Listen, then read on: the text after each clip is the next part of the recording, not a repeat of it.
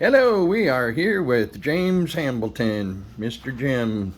So, Jim just reconnected with someone from several years ago, and I'm going to go ahead and have Jim tell you about it.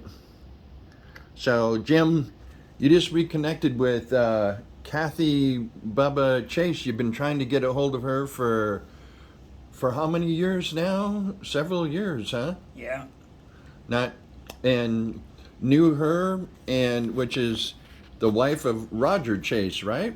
correct. Yeah. And so tell us about Roger, how you knew him, and what went on there. Okay.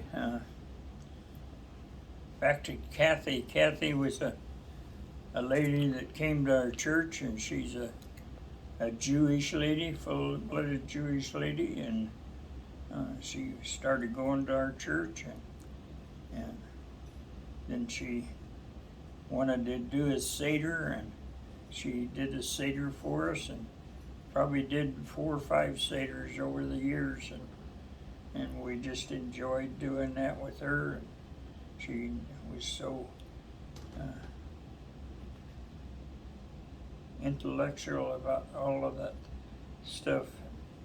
So, anyway, there was another man that had come to the church a couple times and had a son, a young son, and he'd bring him sometimes, but he was on drugs and he wasn't really interested in the Lord, and so I'd go visit him at his house. I knew where he lived, and I'd go to visit him, and I'd knock on the front door, and he'd see me coming, and he'd run out the back door and get under his car and act like he's working on his car, and he'd raise the hood up on his car, and I'd have to look down through the hood and see him down below trying to work on his car. And he'd keep telling me, he says, I don't have time to talk now. He says, I got to get this car going so I can go to work. And so I'd leave, and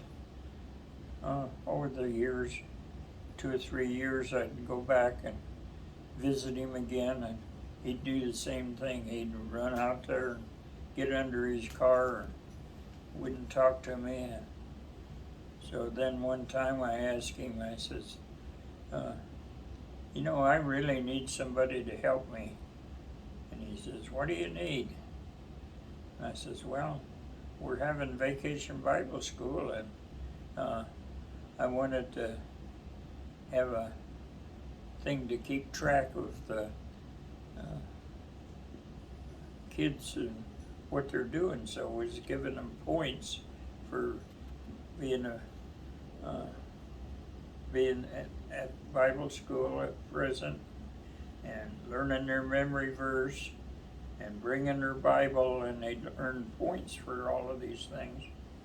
And so I made 2 candles, and the candles was so that you could take and mark on the candles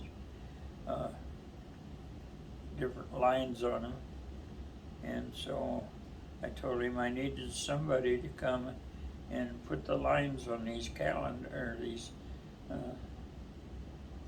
things, so we could tell who was winning the race.